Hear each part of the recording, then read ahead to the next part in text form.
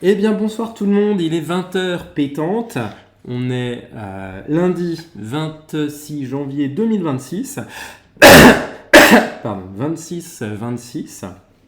Je suis ravi de vous retrouver ce soir pour parler de l'éthique et l'intégrité de la recherche, en tout cas du projet de recherche. Je vais attendre que quelques-uns me rejoignent avant de commencer, parce que ce serait un petit peu dommage de parler dans le vide tout de suite. J'ai l'impression que Twitch rame un peu ce soir, donc je ne sais pas du tout si c'est seulement de mon côté ou si c'est aussi du vôtre.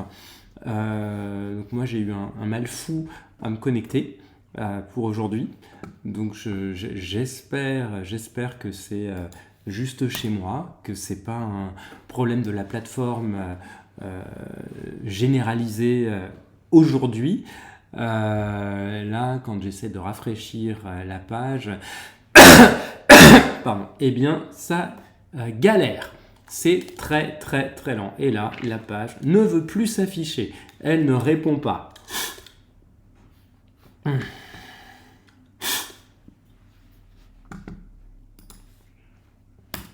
Donc je recommence, je relance la page en espérant effectivement que ça donnera quelque chose. Donc j'ai toujours la page web ouverte parce que c'est là que je peux voir en temps réel combien on est dans la session, en fait, dans ce live. Et c'est toujours plus agréable pour pouvoir interagir. Toutes mes excuses. Donc là, je continue de suivre la barre de progression de Twitch et ça galère toujours, ça rame. C'est très lent et ça ne répond toujours pas. Bon, alors au grand mot les grands remèdes. Je vais essayer différemment, donc je vais pas couper ma connexion, je vais pas redémarrer mon ordinateur, je ne vais pas redémarrer mon routeur, même si je pense que ça en aurait besoin. Je redémarre simplement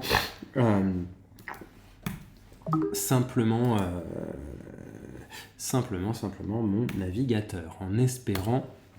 Eh bien là, on dirait que c'est bon.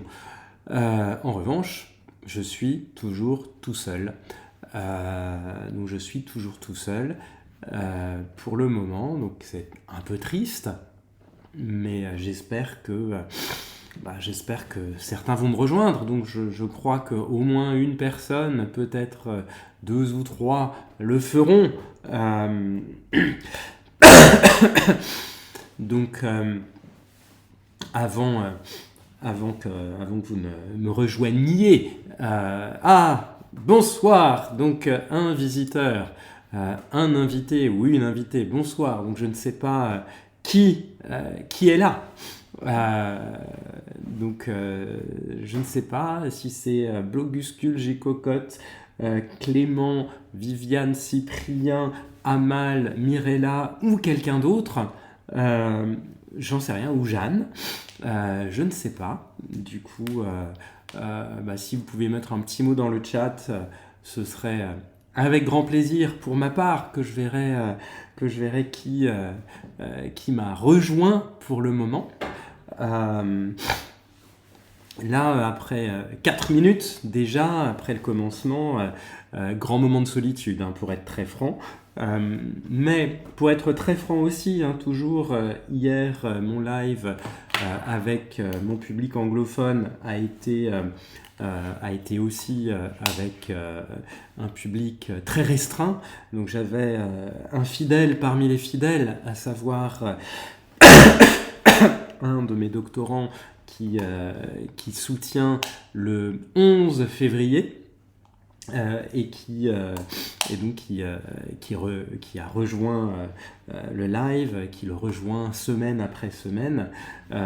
Probablement, c'est une des personnes qui en a le moins besoin, puisqu'il est vraiment sur la fin. mais de ce que j'ai compris, il aime bien, il passe un bon moment. Je crois que ça anime en partie son dimanche soir. Donc pour moi, c'est très agréable, hein, forcément. Là, donc je vais vous donner quelques éléments sur ma semaine, sur ce qui s'est passé cette semaine, sur quelques nouvelles du terrain de l'IA. Et puis après, je vous parlerai d'éthique et d'intégrité scientifique sans me faire moralisateur pour autant, parce que c'est pas du tout l'enjeu. Hein. L'enjeu n'est pas de vous dire ça c'est bien, ça c'est mal, etc. etc.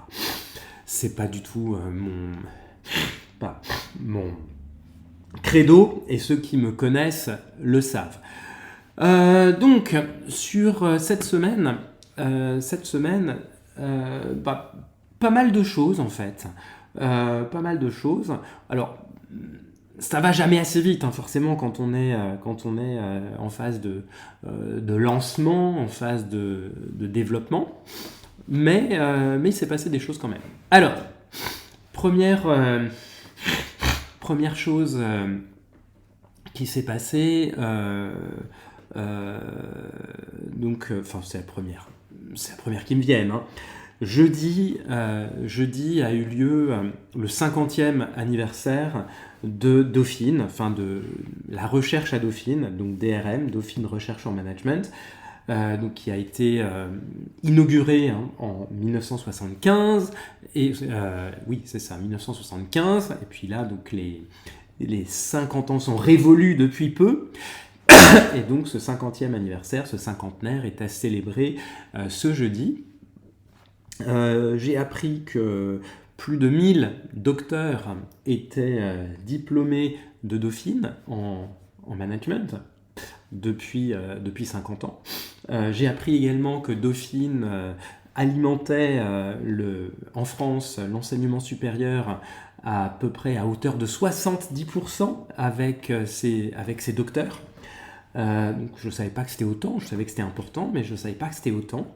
Donc pour cet anniversaire, ce qui était intéressant, il y a eu des tables rondes sur la recherche, l'histoire de la recherche, la mise en perspective de la recherche dauphinoise depuis 50 ans. Donc ça, c'est vrai que c'était chouette, voilà, pour bien comprendre d'où ça venait et où ça allait, hein, quelque part. Ensuite, il y a eu une autre table ronde avec des praticiens. Alors, table ronde que j'ai ratée parce que j'avais en même temps j'avais une réunion par ailleurs, alors que je pouvais rater, mais que je ne souhaitais pas rater. Donc, j'ai préféré rater une table ronde avec des praticiens. D'autant que c'était dans un amphi relativement surchauffé et du coup un peu abrutissant finalement, hein, parce que c'était surchauffé. Et puis après, il y a eu une soirée, donc un cocktail dînatoire et puis une soirée animée dans la cafette de Dauphine. Et là, donc la cafette était méconnaissable. Donc la déco était vraiment très très très originale, très léchée. On ne se serait pas du tout cru dans le resto U d'une université. Hein. Et truc super intéressant, j'ai trouvé, il y a eu un quiz sur des questions liées à l'entreprise, liées au management, et illustré avec de la musique. C'est-à-dire que finalement, un certain nombre de problématiques de management ont à chaque fois été illustrées avec la même problématique rencontrée par certains groupes musicaux, par certains artistes ou bien par certains producteurs, ou si ce n'était pas rencontré par eux, provoqué par eux. Comme par exemple une chose pour déceler si un contrat est bien lu, la clause M&M's. Donc la clause M&M's, je connaissais, mais je ne me souvenais plus qui l'avait mise pour la première fois, c'était le groupe Van Halen. Donc Van Halen, pour s'assurer que les organisateurs de leurs concerts lisaient bien les contrats jusqu'au bout, avaient mis une clause, dite la clause M&M's, dans laquelle ils exigeaient que tous les M&M's, enfin que les M&M's dans les loges soient exclusivement verts et marrons. Et donc, quand ils arrivaient sur le lieu du concert, la première chose qu'ils faisaient en entrant en loge, c'était de vérifier la couleur des M&M's. Donc, intéressant. Voilà, ça c'était une chose parmi d'autres. Une chose parmi d'autres, donc je vais pas tout vous dire, mais donc c'était super intéressant. Et puis, j'étais aussi très content de revoir des gens que j'avais pas vus depuis très longtemps, d'assez longue date, puisque moi j'ai soutenu ma thèse en 2009, donc ça fait bientôt 17 ans, ça file, mine de rien, donc j'ai soutenu en 2009. Et là, donc je vous dis, j'étais très content de revoir des personnes que j'avais pas vues, pour certains depuis cette époque-là, ou pour d'autres, peut-être depuis un peu moins longtemps, mais quand même que j'avais pas vu, que j'avais pas vu. Donc j'ai passé un bon moment. Voilà, ça c'était Dauphine. Et puis alors j'ai aussi découvert que certaines personnes que je connaissais et avec qui j'avais travaillé étaient passées par Dauphine. Voilà, donc ça je l'ignorais et puis je l'ai découvert à ce moment-là, on s'est croisés. Tiens, toi ici, oui, voilà, enfin c'est assez savoureux de mon point de vue, bien sûr, pas forcément du vôtre, mais de mon point de vue, c'était amusant. Tiens, bonsoir, encore un deuxième visiteur pour ce soir, donc bienvenue. Je parlais de cette semaine et des 50 ans de Dauphine et de Dauphine Recherche en Management, avant d'appréhender le reste de la semaine et puis quelques éléments importants à mon avis de l'actualité de l'IA. Donc bonsoir Amal. Donc pour l'instant on n'est pas nombreux, on doit être 3 là pour le moment, 4, donc 4. Bienvenue à qui nous rejoint. Je ne sais pas du tout si vous avez eu du mal à vous connecter. Pour ce qui me concerne, j'ai eu un problème de Twitch qui ne répondait pas pendant un moment, donc la page ne répondait pas. Le serveur semblait être capricieux juste à 20h. Sinon ce serait pas drôle forcément.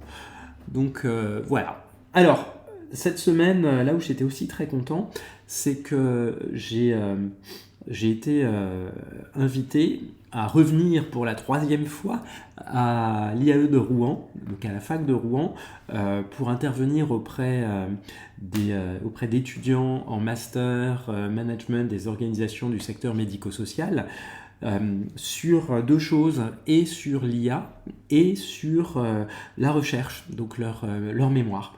Et j'étais déjà intervenu auprès d'eux à l'automne, et ce que je leur avais dit leur avait plu suffisamment pour qu'ils demandent à leur prof de m'inviter à nouveau. Donc ça a été avec grand plaisir, bien entendu. Pendant une heure, j'ai répondu à leurs questions sur l'IA. Je les ai conseillés sur une manière intelligente de l'utiliser. Et puis pendant la 2e heure, on a parlé de leur projet de recherche. Leurs idées de sujets et de questions de recherche. Et le temps file très vite, donc ça a été 2 heures. Et puis là où je suis également très très très content, je ne m'y attendais absolument pas, j'ai reçu vendredi, dans l'après-midi, une invitation de leur part à participer à la soirée d'anniversaire des 25 ans de leur programme, donc invité à participer à une table ronde, donc à m'exprimer à une table ronde, et à participer à cette soirée d'anniversaire. Donc pour moi c'est avec grand plaisir. C'est aussi un honneur de se dire que ce qu'on fait est reconnu, ce qu'on fait est apprécié, Et, euh, et voilà, donc voilà, très très content. Et ça me fait penser à autre chose sur la reconnaissance.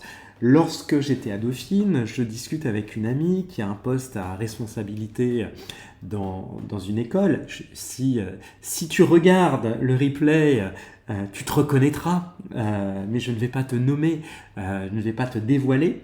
Et on discutait et elle me dit ah, c'est vachement bien ce que tu fais sur Twitch, je regarde tes replays de temps en temps et j'aime bien. Donc moi je m'y attendais absolument pas, franchement. Je m'attendais pas du tout à ce que des collègues se plongent dans les replays, puisque mon idée était qu'ils s'adressaient surtout aux étudiants. Mais si des collègues regardent, pour moi, c'est encore mieux. Ça veut dire que j'ai parfaitement rempli l'objectif que je m'étais assigné, qui était d'atteindre ou de toucher les personnes en position de décider par ce que je fais publiquement à destination des étudiants. Donc je suis super content. Voilà, très très très content de cette visibilité auprès de collègues, finalement, dont j'imaginais pas qui seraient susceptibles de regarder. Donc ça, c'était des choses très intéressantes de la semaine. Ensuite, j'ai eu plusieurs autres choses. L'une est que, si vous vous souvenez, j'avais évoqué il y a quelques semaines le fait que pour le parti radical valoisien, j'avais créé bonsoir, nouvel invité, nouveau visiteur. Donc j'avais créé un outil d'évaluation de la compatibilité de délibération avec la position du parti, en l'occurrence sur l'écologie. Et donc j'ai créé l'outil. J'ai eu un moment de solitude parce que non pas parce qu'il marchait pas, mais parce que mon serveur n'était plus accessible. Enfin bref, tous les trucs que j'ai évoqués la dernière fois. Mais surtout, donc la personne pour qui je l'avais fait m'envoie un mail me disant ah, le résultat est encore mieux que ce que j'imaginais, ça dépasse mes espérances, super. Alors là, je suis vraiment très très très content parce que donc j'ai été capable de livrer un projet simple, bénévolement, mais à des gens que j'apprécie, qui voient de quoi je suis capable et qui devraient m'ouvrir un certain nombre de portes. Donc je suis très très content. Alors bonsoir, encore un nouveau visiteur, donc on commence à être nombreux, il y a foule.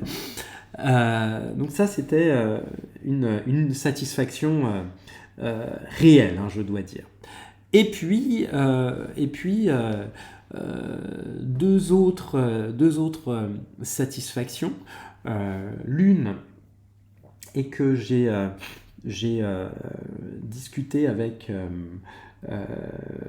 j'avais échangé avec le directeur général adjoint de l'ESCA, que je connais depuis assez longtemps, qui est un copain.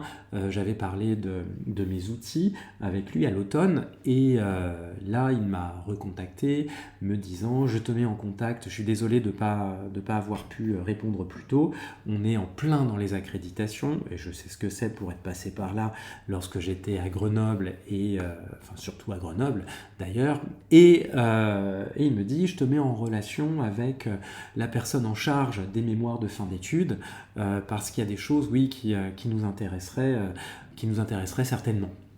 Et aujourd'hui même, donc il y a 5 heures, on a discuté 1 heure environ avec le responsable des mémoires de fin d'études, et donc là on a parlé plutôt de philosophie de l'enseignement, philosophie du mémoire, on a fait connaissance grosso modo, et on s'est rendu compte qu'on était sur la même longueur d'onde sur beaucoup de sujets. Et on fait ce qu'il appelle une visite guidée jeudi. Donc jeudi, dans 3 jours, à ce moment-là, je fais une démo des outils auprès de lui, en commentant, etc., etc. Donc je suis très très très content. Ça ne veut pas dire que ça va forcément donner lieu à un contrat massif, mais s'il y a ne serait-ce une accroche et quelque chose, ne serait-ce un test ou un petit groupe, ce sera une très très très belle porte d'entrée pour moi. Toujours pas de réponse de l'EM Lyon, qui pourtant m'avait relancé, hein, donc ils m'ont relancé, je leur ai envoyé des codes d'accès, mais j'ai rien vu de leur côté. Donc je vais demain les recontacter en renvoyant de nouveaux codes d'accès. Ça peut être le prétexte, hein, finalement, les codes d'accès expiraient hier, et donc je leur en renvoie demain pour une semaine. Et donc ça c'était voilà le truc chouette. Et je vous le disais, il y en avait 2. Le deuxième, c'est que j'ai la semaine dernière échangé un petit moment avec quelqu'un qui se posait pas mal de questions sur l'IA, sur les automatisations, sur l'apprentissage de la chose. Et puis de fil en aiguille, il me dit ah mais j'ai un très bon ami qui ceci, qui cela, qui a une école au Havre pour laquelle il aurait besoin de choses en matière d'IA, donc ce serait très bien si vous pouviez échanger tous les deux. Bah oui, avec grand plaisir. Et donc il a fait le mail d'introduction et on se rencontre alors virtuellement dans une dizaine de jours. Ce qui sera encore une fois une clé d'entrée et peut-être une mission. Ou un abonnement, je veux dire. Donc là, ça augure plutôt de bonnes choses. De la même manière, j'ai d'autres personnes qui sont des personnes ressources avec lesquelles des échanges sont en train de se nouer. Des rendez-vous commencent à être pris, donc ça va avancer à son rythme, mais ça va avancer. Ça donc c'est pour la semaine sur ces sujets-là, et une autre chose, et puis après je vous montre encore un autre truc. Une autre chose est que si vous vous souvenez, j'avais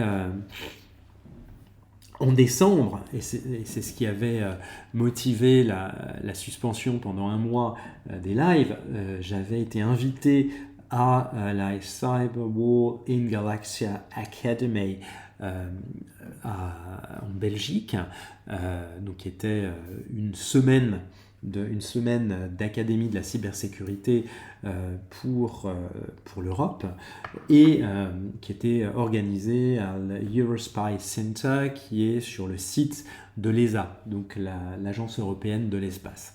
Et donc j'avais fait une allocution sur l'IA et la cybersécurité, et finalement les prompts comme étant la nouvelle surface d'attaque possible.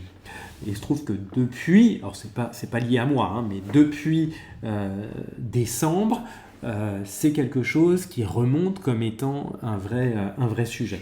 Donc ça veut dire que j'avais plutôt vu juste. Et oui, bonsoir Mirella, mais il n'y a aucun problème. Il n'y a aucun problème. Hein. De toute manière, Twitch, on entre, on sort quand on veut. Il y a ni retard d'arrivée, ni départ anticipé ou quoi que ce soit. Et donc pour Cyberwar, l'organisateur m'avait demandé m'avait demandé de lui proposer quelque chose. Alors je savais pas trop ce qu'il voulait.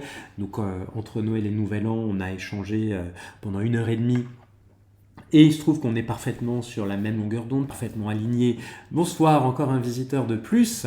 Donc parfaitement aligné sur notre compréhension de ce que l'académie pourrait être. Et donc il m'a demandé de lui soumettre un projet de pérennisation de l'académie. Et donc j'ai travaillé dessus, enfin avec Mirella, on a travaillé dessus ce week-end. On a travaillé dessus ce week-end. Là, j'ai le projet qui est bouclé. Et on a une amie adorable. Je ne sais pas si elle est là ce soir. Si elle est là, bonsoir à toi et merci. Si elle n'est pas là, et si elle voit le replay, elle saura qu'on la remercie. Donc on a une amie qui relit et qui a proposé gentiment de faire une mise en page un peu sexy. Donc on va voir. Et donc normalement mercredi soir je devrais avoir le document avec une mise en page qui donne envie. Sur le fond de ce que j'ai compris, il est blindé, il est bon. Donc j'ai hâte de pouvoir le faire partir jeudi matin. Ça c'est donc pour les grands moments de la semaine. Et puis, là, je voudrais partager avec vous quelque chose sur lequel j'aimerais bien votre avis. Alors, je vais vous expliquer de quoi il s'agit. Je vais partager mon écran. J'ai travaillé sur... Je ne suis pas complètement satisfait, mais c'est pour ça que je ne l'ai pas encore utilisé. Mais j'ai... ça par exemple... Le voici, tac, normalement vous devriez voir, j'ai travaillé sur comment on appelle ça, sur une sorte de bande-annonce ou un générique pour ma chaîne Twitch. Et donc il doit faire pour l'instant 14 secondes. Je vous le mets une première fois. Ensuite, je le reprendrai par morceaux pour vous dire... Là où je suis pas forcément super content, ce qui me chagrine un petit peu, ce que je vais devoir encore améliorer. Et puis évidemment, si vous avez des suggestions, je suis preneur. Je ne sais pas si vous allez entendre le moindre son ou pas. Si vous n'en entendez pas, en gros, ce sont surtout des applaudissements. Alors voici donc le générique sur lequel j'ai commencé à travailler.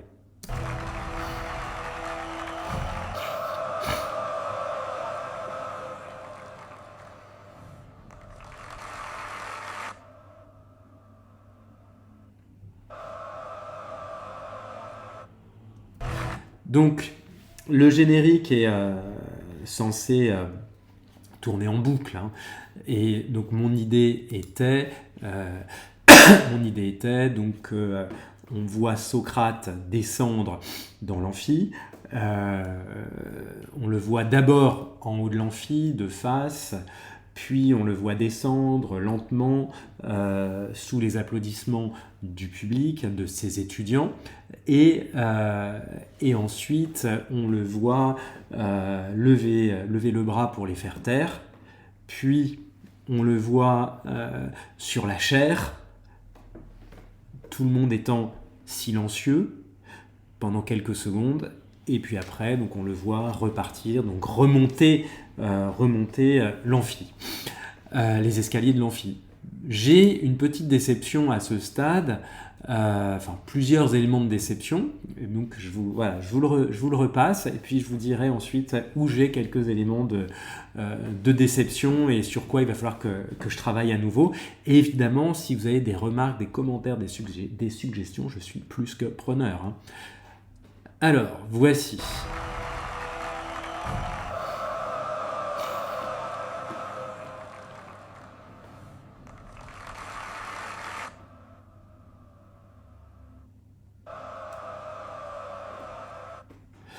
Alors, donc pour moi, les éléments de déception sont, ou de petites frustrations sont que tout d'abord, j'ai l'impression que tout va beaucoup trop vite. Moi, j'aurais aimé que ce soit plus lent. Et notamment, là, quand Socrate descend les marches de l'amphithéâtre, on dirait qu'il y a très peu de marches en fait. Et justement, j'aurais voulu qu'on le voit descendre de tout en haut. Et donc, vous voyez, là, on dirait qu'il y a 6-8 marches max. Donc un peu déçu de ça. Vous voyez, j'aurais bien aimé qu'ils descendent de la travée centrale, pas celle avec avec une sorte d'accès à des galeries, mais plutôt la travée centrale qui va tout en haut. Donc première petite déception pour le moment. Bon. Et puis si vous voyez bien ici, l'escalier est quand même plus long que les quelques marches qu'il a descendues. Donc j'aurais bien aimé qu'on le voit descendre depuis là où il était censé arriver. Ensuite, donc là, jusque là, ok. Sauf que la scène précédente, je la trouve un tout petit peu trop courte. C'est-à-dire, donc ici, Socrate arrive, il lève le bras, et j'aurais bien aimé que lorsqu'il lève le bras, pendant quelques secondes, donc son audience, peu à peu, cesse d'applaudir et fasse le silence. Et là, en fait, ça doit durer une demi-seconde, ou une seconde max. Ensuite, la scène suivante, où on le voit donc en chair, me plaît bien sur le principe.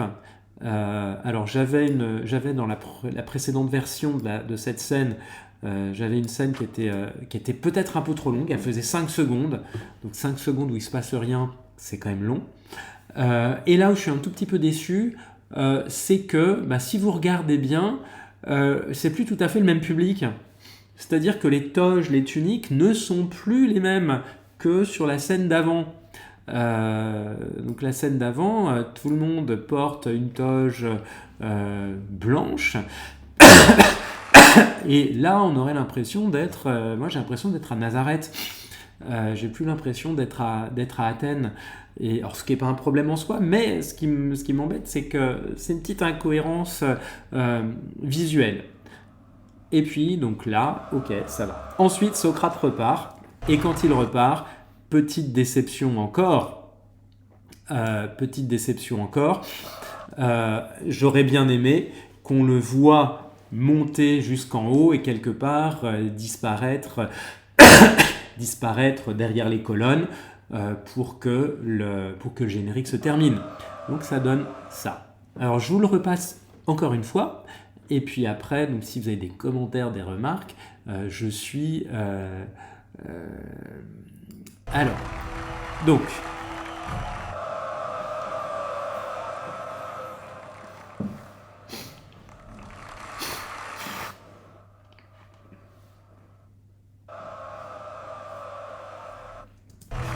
Alors, voilà, donc ça c'était une sorte de surprise. Alors, Amal, oui, vous me dites, si vous me permettez, on commence dans le noir et on arrive à la lumière, je parle de sa tenue, ça serait bien de commencer en noir et de finir en blanc. Alors, entièrement d'accord avec vous là-dessus. Effectivement, donc entièrement d'accord avec vous là-dessus. Donc, je vais reprendre pour revoir. Donc, moi, ce que j'aurais voulu, effectivement, c'était donc qu'il soit déjà vu à contre-jour et donc en gros qu'il soit vu à contre-jour, donc qu'on voit sa silhouette en noir descendre de face. Donc là c'est pas tout à fait réussi.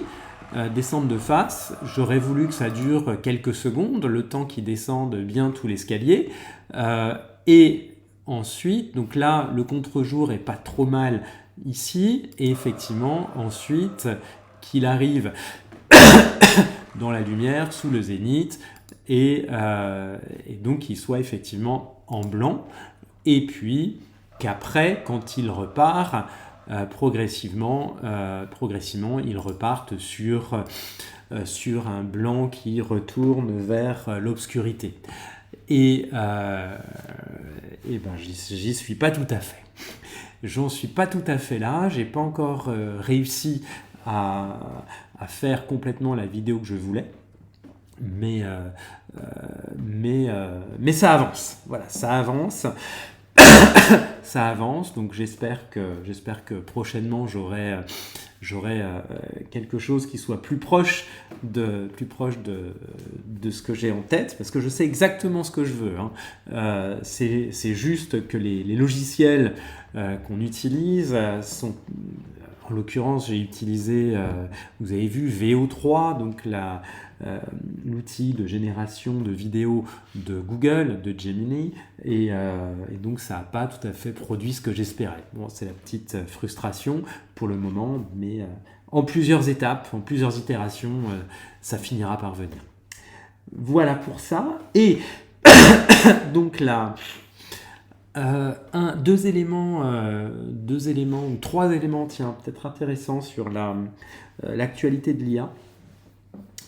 Vous avez peut-être vu trois choses cette semaine. La première, c'est que OpenAI est en train de tester aux États-Unis ChatGPT avec de la pub. Donc sur le plan gratuit, ça c'est certain. Sur le plan le moins cher, je crois aussi. Bon, à titre perso, moi je préfère nettement, surtout que c'est mon outil de travail, ne pas avoir de pub quand je l'utilise. Ça me contrarierait vraiment si je devais avoir de la pub sur mon outil de travail. Imaginez, vous utilisez Word ou Excel et puis après quelques minutes ou je ne sais quoi, vous avez une page de pub. Je suis pas très fan. Donc bien content de payer un abonnement complet sans publicité. Ça c'était la première des trois infos de la semaine. La deuxième, vous avez peut-être vu que Grok d'Elon Musk a eu des ennuis, des soucis judiciaires, à commencer par l'Inde, mais pas que, pour notamment dénuder des femmes. C'est-à-dire qu'en fait, d'après une image, une photo, évidemment ils ne l'ont fait qu'avec des femmes, sinon je dirais ce serait moins problématique. Ce qui s'est passé, Grok a créé un outil qui permet, à partir d'une photo, finalement, de voir la personne nue, sans ses vêtements. Et donc ils l'ont fait sur des photos de femmes. Donc forcément, c'est gênant. Et en Inde, Grok a été suspendu pendant quelques temps. Je ne sais pas s'ils le sont encore. Et ils sont passibles d'une très grosse amende. Peut-être à cause de ça, peut-être pour faire oublier ça, Grok a demandé à Microsoft et OpenAI 130 milliards de dollars, rien que ça, pour abus de position dominante, et j'ai pas forcément bien compris quels étaient les motifs exacts de la demande. Mais on est encore une fois sur des montants délirants, et donc Grok et Elon Musk font parler d'eux comme ils savent le faire. Maintenant que je vous ai donc parlé de ma semaine et de cette actualité de l'IA, je vais pouvoir vous donner des éléments sur l'éthique et l'intégrité de la recherche. Alors, sur l'intégrité et l'éthique de la recherche, Chip-Virus, non merci. Détection intelligente, cliquez sur autoriser pour envoyer sur le chat. Non, j'ai automode, un message, raison suivante, oui, ça j'ai pas envie d'avoir ce message. Donc oui, on me proposait des abonnés bon marché, mais je préfère avoir mes vrais abonnés, quitte à ce qu'ils ne soient pas nombreux, mais qu'ils soient de qualité. Plutôt que grossir artificiellement ma chaîne. Donc, disais-je, sur l'intégrité, là, il va y avoir plusieurs choses importantes. L'une, est liée il y a plusieurs choses importantes. Il y en a une qui est liée à la question de recherche. Donc ça, je vais l'évoquer dans quelques instants. Une autre chose importante liée à l'utilisation de l'IA, mais là, je ne vais pas vous parler de ce que vous savez déjà, à savoir utiliser l'IA pour rédiger tout ou partie du mémoire ou de la thèse, c'est problématique. Non, je ne vais pas vous parler de ça. D'autres choses bien plus spécifiques. Et je vais également vous parler des questions de consentement. Alors, on n'est pas sur des relations sexuelles, il ne s'agit pas de ça, mais la question du consentement se pose aussi en recherche et soulève un certain nombre de questions d'ordre éthique. Et donc ça va être l'essentiel de ce que je vais aborder. Alors après, il y aura... salut Clément. Salut Clément. Eh bien écoute, nous étions en train de terminer. Non, je plaisante, bien sûr. Donc salut Clément, ça me fait plaisir de te voir parmi nous. Donc je m'apprêtais justement à commencer à parler de l'intégrité et de l'éthique de la recherche sur d'abord la question de recherche ou la problématique, ensuite sur des enjeux liés à l'utilisation de l'IA. Oui, bonsoir Bloguscule. Et puis après sur des enjeux de consentement. Et alors juste une question pour tous ceux qui nous rejoignent juste maintenant, parce que je vois que vous êtes une grappe en fait à nous rejoindre. Est-ce que vous avez eu comme moi des problèmes de connexion à Twitch ce soir? Moi juste à 19h59 Twitch ne répondait pas. Et donc pendant 3 minutes, j'ai eu quelques sueurs froides. Donc je ne sais pas du tout si vous aussi, vous avez eu des difficultés ou pas du tout. En fait, si vous n'avez eu aucun problème, ça me rassure. Si en revanche vous avez eu des difficultés, je serais un petit peu embêté. Ok, tu viens de te connecter. Très bien. Ok. Donc je disais, sur la question de recherche, une chose à laquelle on ne prête pas suffisamment attention, c'est que le mémoire, et la question de recherche peut être révélatrice de ça, le mémoire ne doit pas, ou la thèse, ne doit pas mettre en danger qui que ce soit, ou être susceptible de mettre en difficulté qui que ce soit. Dit comme ça peut paraître un peu désincarné, un petit peu pas abscon, mais abstrait. Et en fait, donc Amal, je pense que ce que je vais raconter va vous rappeler des choses qu'on a évoquées en décembre. Donc en fait, certaines questions de recherche peuvent, dans leur formulation, susciter des problèmes. Et là, c'est donc mettre en danger, soit mettre en danger le terrain que vous allez voir tout de suite. Vous allez voir tout de suite. Il ne s'agit pas de vous, mais je me souviens d'une discussion qu'on avait eue lors du séminaire. Donc la question est une question qui mettrait en danger le terrain ou des acteurs du terrain ou qui vous mettrait en danger, c'est une question à problème, une question à éviter. Et là, donc moi je vais vous donner des exemples.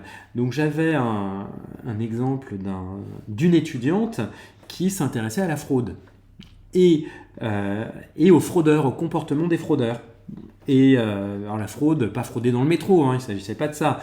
Parce que je crois que on est plus d'un à qui c'est arrivé de manière plus ou moins consentie, plus ou moins forcée, plus ou moins cynique, mais je crois qu'on est plus d'un à qui c'est arrivé de frauder dans le métro à un moment ou à un autre, et il ne s'agit pas de ça, non, il s'agissait plutôt de piquer dans la caisse, quoi, voilà, aller piquer dans la caisse de l'entreprise. Et donc l'étudiante en question, ce qui l'intéressait, c'était de sortir du modèle avec une montre à gousset. Oui, par exemple, Clément, exactement. Exactement. Et donc, elle voulait sortir simplement des études qui soit étaient des revues de littérature ou bien des études qui théorisaient le triangle de la fraude, mais elle voulait comprendre finalement comment faisaient les fraudeurs et ce qui les poussait à franchir le pas et comment ils faisaient. Et donc, je lui disais, mais vous pensez vraiment qu'avec une question comme celle-ci, comment on fraude, pourquoi on fraude et comment on fraude, est-ce que vous pensez vraiment alors déjà, qu'on vous répondra et si on vous répond, est-ce que vous craignez pas de mettre en difficulté potentiellement les personnes qui vont vous dire qu'elles sont des fraudeurs et comment ils font Elle n'y avait pas pensé. C'est-à-dire qu'il y a deux choses auxquelles elle n'avait pas pensé. Un, que on vous dirait peut-être pas, oh, moi j'ai piqué dans la caisse, j'ai fait comme ci et comme ça, personne n'a rien vu. Bon, déjà, je suis pas certain que ça se produise. Ensuite, à supposer que vous ayez quand même quelques frimeurs, parce qu'il s'agit de ça, quelques fanfarons ou quelques inconscients qui acceptent de le faire, le simple fait de poser cette question de recherche et d'aller sur un terrain qui montre ça est susceptible de mettre ces personnes en difficulté. Alors, vous pourriez me dire, oui, mais ça n'est que justice. Certes, mais vous n'êtes pas justicier. Quand vous faites un mémoire ou une thèse, vous n'êtes pas lanceur d'alerte a priori, vous n'êtes pas justicier, vous n'êtes pas policier, vous n'êtes pas magistrat, donc ce n'est pas à vous de mettre en difficulté quelqu'un, a priori. Donc c'est presque piéger quelqu'un que de le faire. Et à ce moment-là, ça pose un problème. Le problème n'est pas d'avoir dénoncé ou révélé au grand jour une situation problématique. Non, ce qui est probablement gênant, c'est d'avoir exposé quelqu'un alors que ça n'était pas du tout votre rôle. Et vous n'étiez pas dans une situation où vous aviez légitimité à le faire, quelque part. J'avais un autre étudiant qui voulait travailler sur autre chose, pas très différent. À savoir, lui, il voulait travailler sur le trafic de drogue, en fait, sur comment ça marche pour de vrai. Et c'est-à-dire qu'on voit dans les films Le Parrain, New Jack City, Boys in the Hood, si vous vous souvenez de ces films des années 90. Donc on voit comment, en gros, une certaine image un peu fantasmée probablement des trafics de drogue. Et lui, ce qui l'intéressait, c'était de voir comment ça marchait pour de vrai. Donc ce qu'il voulait, c'était voir comment ça se passe avec des dealers, avec leurs fournisseurs. Et en gros, il voulait travailler sur la chaîne de valeur ou sur la supply chain, la logistique du trafic de drogue. Dans la vraie vie, bien sûr.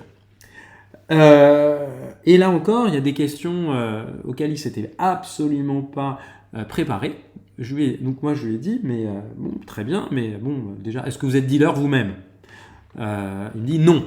Je lui dis, bon, alors si vous n'êtes pas dealer vous-même, il y a peut-être déjà un problème, enfin une difficulté. Et je lui disais, là, il y a deux problèmes.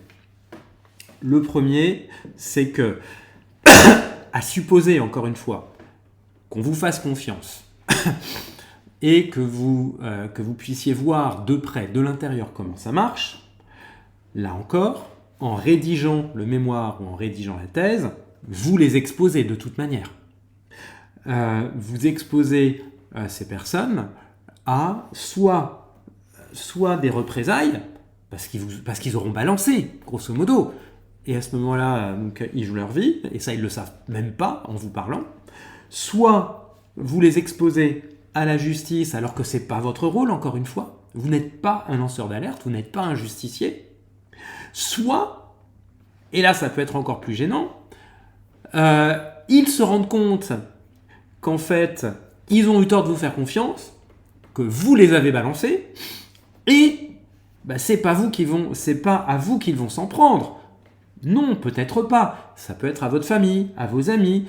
Et à ce moment-là, la question est-ce que cette question de recherche qui est scientifiquement pertinente, qui permettrait effectivement de faire progresser la connaissance, vaut la peine de prendre ce risque et d'exposer des vies humaines d'exposer des vies humaines comme ça, en fait. Et je vais pas vous dire que j'ai une réponse toute faite qui est non, ça vaut pas la peine. Moi, personnellement, je dirais que je ne m'aventurerai pas sur ce terrain-là. Je suis pas joueur à ce point-là. Donc ni roulette russe, ni roulette belge.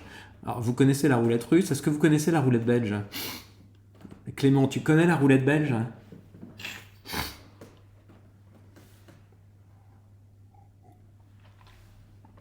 J'ai pas de réaction, donc je sais pas si tu connais ou pas.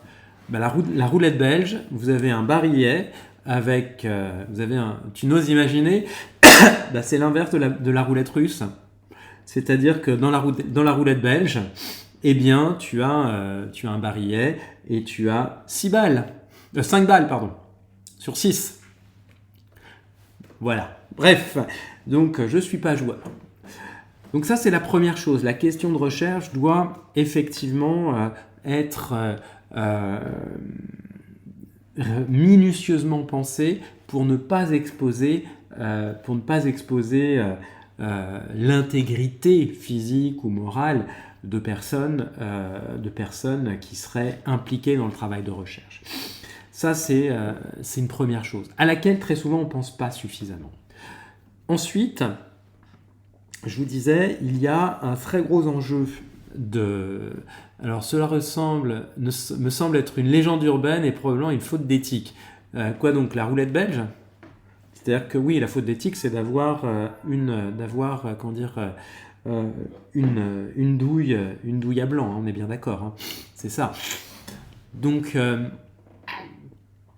le deuxième gros enjeu, c'est celui de l'utilisation de l'IA. Donc, comme je vous disais, je vais pas vous dire qu'il ne faut pas utiliser l'IA, etc. Alors, mais je vais y revenir. Alors, Clément, c'est l'histoire en tant que telle, laquelle ? Celle de la roulette ou bien celle de l'étudiant qui voulait faire une thèse ou un mémoire sur le trafic de drogue ? Parce que le mémoire sur le trafic de drogue, j'en avais un qui voulait vraiment le faire. Et ce que j'ai réussi à lui faire, c'était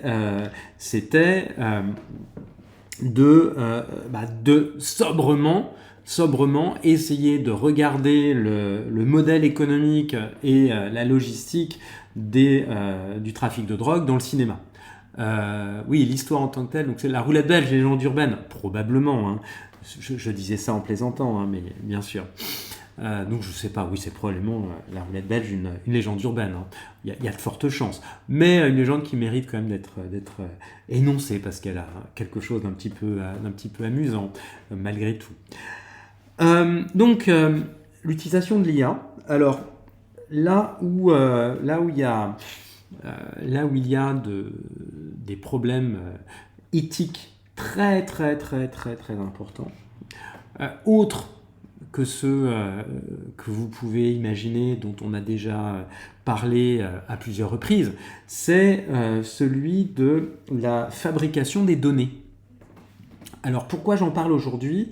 J'en parle parce que il y a peut-être 2 mois, à peu près, j'ai vu sur LinkedIn des discussions sur des suspicions de données fabriquées par des étudiants dans leur mémoire de fin d'études. Donc les questions qui se posaient alors, forcément, étaient comment on le détecte, comment on le sanctionne, est-ce que ça vaut encore la peine de faire un mémoire, si on peut plus s'appuyer sur des données fiables, etc., etc. Alors, là où je veux en venir, sur les données fabriquées et pourquoi ça pose problème. Donc voici le propos. Donc, ce qui a été constaté dans certains mémoires, c'est que des étudiants avaient inventé des entretiens de toutes pièces. Donc, ils faisaient un mémoire qui s'appuyait sur X entretiens, et les entretiens avaient été générés par l'intelligence artificielle. C'est-à-dire qu'en gros, l'étudiant avait probablement fait un prompt assez basique, disant voici mon sujet de mémoire. Alors génère-moi une grille d'entretien, et puis génère-moi X entretiens, enfin X réponses aux entretiens. Et à ce moment-là, l'intelligence artificielle a fait mouliner, a mouliné et puis a produit X entretiens.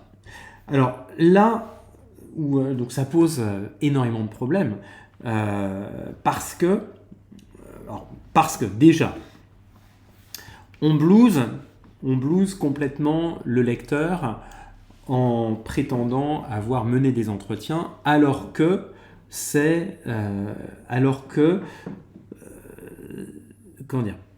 on prétend avoir mené des entretiens et donc avoir de la matière venant d'êtres humains, alors que c'est pas tellement que c'est la machine qui a répondu, mais l'intelligence artificielle, dans ses réponses, par son fonctionnement statistique et probabiliste, vous donnera des réponses qui sont systématiquement la moyenne ou une sorte de médiane de ce qui peut être dit sur le sujet. C'est-à-dire que, grosso modo, l'intelligence artificielle vous dira les choses les plus plates, les plus générales et les plus génériques sur le sujet, les plus consensuelles. Et donc, en gros, c'est pas parce que c'est consensuel que tout le monde est d'accord. C'est pas parce que c'est plat que c'est révélateur de quoi que ce soit. Et ce n'est pas parce que vous avez généré 20, 25, 30, 50 entretiens que c'est de meilleure qualité. Donc on a, avant même un problème strictement éthique, on a un problème avant même le problème éthique, on a un problème méthodologique de validité de la donnée, de validité de la recherche. Finalement, que vaut cette contribution qu'on prétend avoir à la connaissance qui s'appuie sur une moyenne plus ou moins opaque, invérifiable. Qu'est-ce que ça vaut ? Que valent les conclusions qu'on peut tirer de ça ? C'est déjà quelque chose de gênant. Quand en plus, on ne dit pas que l'intelligence artificielle a aidé, c'est faire prendre des vessies pour des lanternes. En gros, c'est prendre les gens pour des cons. Hein. C'est ça que ça veut dire. Je me crois malin. Je me crois malin. Ouais, mes entretiens, je les ai générés avec de l'intelligence artificielle. Personne n'y verra rien et je vais contribuer à la connaissance. C'est quand même nous prendre pour des idiots. Et ça, je connais pas beaucoup de personnes qui aiment. Et du coup, comme je vous disais, c'est très gênant pour la qualité des résultats. Imaginez, et ça c'est une chose qui a été aussi, alors c'était pas des entretiens, c'était pas l'IA, mais imaginez pendant le Covid, il a été reproché à un moment au professeur Raoult, qui défendait mordicus l'hydroxychloroquine, d'avoir falsifié certains résultats pour aller dans son sens, dans le sens de l'hydroxychloroquine comme étant le remède miracle au Covid-19. Donc, ça veut dire que des résultats de ces travaux qui s'appuient sur des données ou des résultats en partie falsifiés auraient mis en danger la vie d'êtres humains pour flatter ou pour ne pas entamer l'ego du chercheur.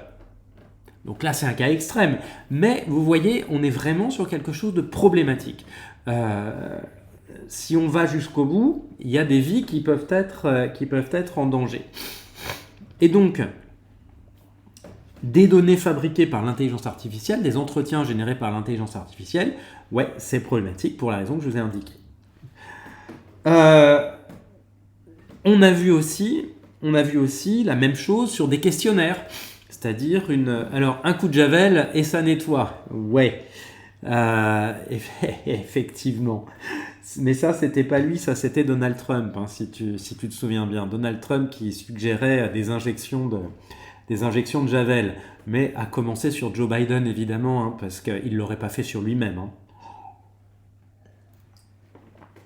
Et qui sait, peut-être que ça aurait donné à Joe Biden une cure de jouvence et peut-être qu'il aurait pu concourir pour un second mandat et peut-être qu'il aurait pu nous éviter ce que nous vivons aujourd'hui. Mais bref, l'histoire ne nous le dira pas.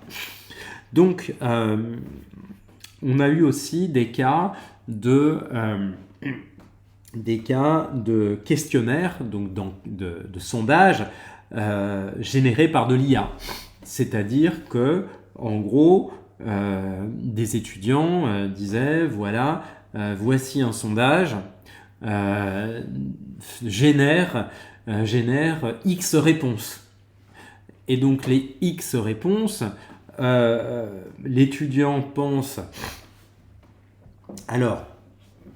je ne vais pas mettre dans leur tête, mais l'étudiant doit s'imaginer alors que c'est du travail fait rapidement, c'est pas forcément très différent de ce qu'on aurait en adressant ça au grand public, et il doit s'imaginer que l'IA fonctionnera un peu comme l'être humain, c'est-à-dire, ou comme la société humaine, c'est-à-dire sur le principe du hasard. Or, en informatique, le hasard, eh bien, c'est la chose la plus difficile à générer. C'est-à-dire que tout ce qui n'est pas déterministe, tout ce qui n'a pas un résultat connu d'avance, est quelque chose de très très compliqué en informatique. Ça veut dire que l'intelligence artificielle ne peut pas faire du hasard. L'intelligence artificielle, sur du questionnaire, qu'est-ce qu'elle fera? Et bien encore une fois, elle vous donnera la moyenne de ce qu'elle voit dans ses recherches un petit peu partout, etc., etc. Et ce sera encore une fois des résultats moyens.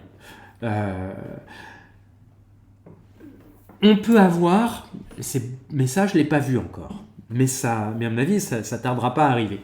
On peut avoir aussi, alors là je ne suis pas en train de vous donner des idées, hein, entendons-nous bien. On peut aussi avoir des situations où les prompts sont relativement bien fichus et où l'étudiant, en gros, dit voilà, je voudrais que tu génères des X entretiens de tel profil de personne, donc tel profil de personne, voire tel profil de personne qui réagirait comme ci et comme ça, voire dirait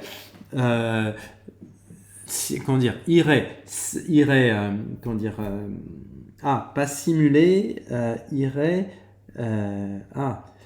falsifier un entretien ou inventer un entretien avec une personnalité et disant voilà, donne voilà cet entretien, tu te mets dans la peau d'un tel et un tel répond à mes questions. Et en gros, ChatGPT vous donnerait non pas ce qu'un tel forcément aurait dit, mais ce qu'il sait ou ce qu'il a pu trouver en ligne de positions prises par un tel ou un tel, pas forcément sur ce sujet, sur des sujets connexes. Et là, qu'est-ce qu'il vous dira? Il vous dira des choses qui sont souvent des évidences, des choses que vous savez déjà.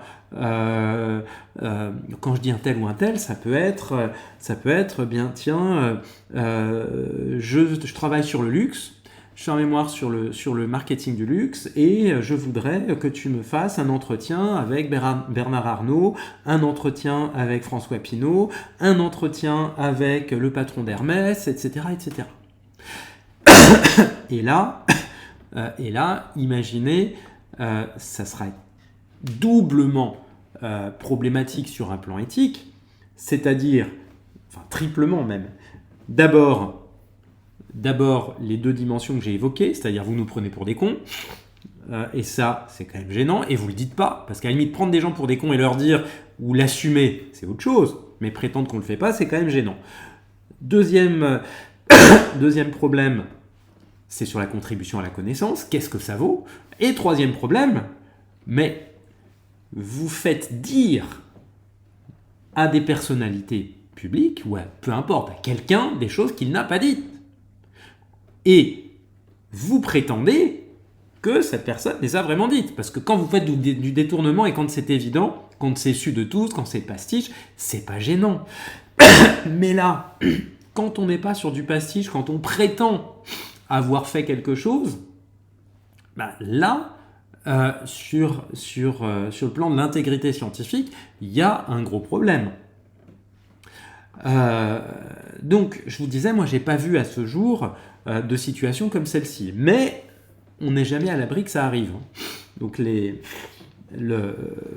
pense que l'ingéniosité des étudiants qui voudraient utiliser l'IA pour générer des données est sans limite. Donc ça, c'était le deuxième aspect que je voulais évoquer, à savoir la fabrication des données, donc, qui est un vrai sujet. Troisième point, là, c'est sur le consentement. Alors, le consentement, ce qui est... là, j'ai pas mal de choses à dire, en fait. Quand vous faites un travail de recherche, quel qu'il soit, et quelle que soit la méthodologie que vous employez, sauf si vous faites une revue de littérature, auquel cas il n'y a pas de problème. Ce qui est très important, c'est que systématiquement, quand des personnes sont impliquées d'une manière ou d'une autre dans votre travail de recherche et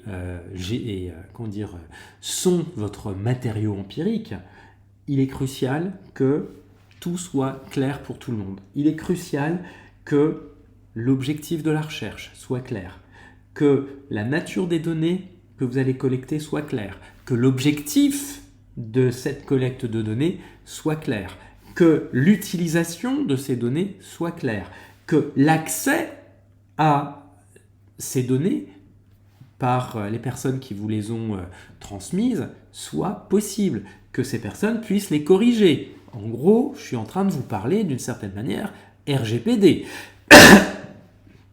D'une certaine manière, mais c'est un peu le principe. Alors, de quoi s'agit-il? Là, il s'agit en fait de la chose suivante. C'est encore une fois donc le fait que lorsque vous faites notamment des entretiens ou quand vous travaillez sur des archives, vous devez vous assurer que les personnes que vous rencontrez sont d'accord, donc vous donnent clairement votre accord pour que vous les citiez, pour que vous utilisiez dans votre travail ce qu'elles vous disent.